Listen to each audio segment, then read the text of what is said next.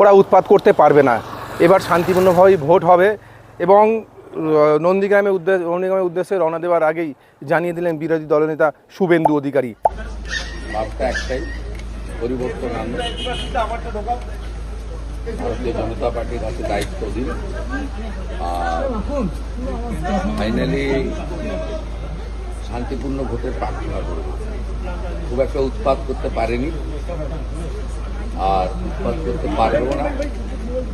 প্রাথমিকভাবে গতকাল ভোটের আগের দিন রাত্রিটা খুব মিনিংফুল থাকে। ইলেকশন কমিশন এবং সেন্ট্রাল প্যারামিলিটারি ফোর্স ইনিশিয়ালি धन्यवाद देवा जीते ही हमेशा ये ट्रेडिशन रहा है कि आप जब भी वोट के लिए निकलते हैं तो वहाँ को प्रणाम करके निकलते हैं, तो आज सब हो गया, सब कंप्लीट। भगवान का प्रणाम, गुरु जी का प्रणाम, सब हो गया।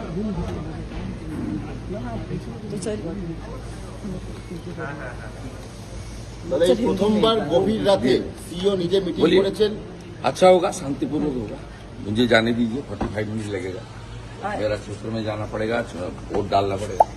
এবং যেটা জানতে পাচ্ছি উনি ইতিমধ্যে রওনা দিয়ে দিয়েছেন নন্দীগ্রামের উদ্দেশ্যেই এবং সেই জায়গায় গিয়ে বিধানসভা যেহেতু শুভেন্দু অধিকারী প্রার্থী, সেই প্রার্থী হিসাবে ওই যে এলাকা রয়েছে নন্দীগ্রাম এলাকা, সেখানে বিভিন্ন জায়গা উনি পরিদর্শন করবেন, কোথায় কি ভোট চলছে, কিভাবে ভোট গ্রহণ হচ্ছে এবং পুরো নন্দীগ্রামটাকে এই মুহূর্তে দেখতে পাচ্ছি পুরোটাই নিরাপত্তায় মুড়ে ফেলা হয়েছে। যেহেতু নন্দীগ্রাম একটা নন্দীগ্রামের উপরে নজর থাকবেই, কারণ উত্তরবঙ্গে যে ভোট চলছে সেই ভোটের মধ্যেই পশ্চিম মেদিনীপুর এবং পূর্ব মেদিনীপুর, তার মধ্যে পড়ছে কিন্তু এই নন্দীগ্রাম।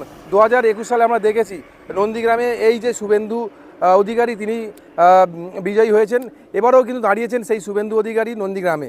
এই বিষয়ে আপনারা কি বলবেন অবশ্যই কমেন্ট করবেন, কমেন্ট বক্সে এই ধরনের খবর পেতে নজর রাখবেন। ডিএনএন বাংলা, ডিএনএন বাংলা, সবার মনে সবার ফোনে।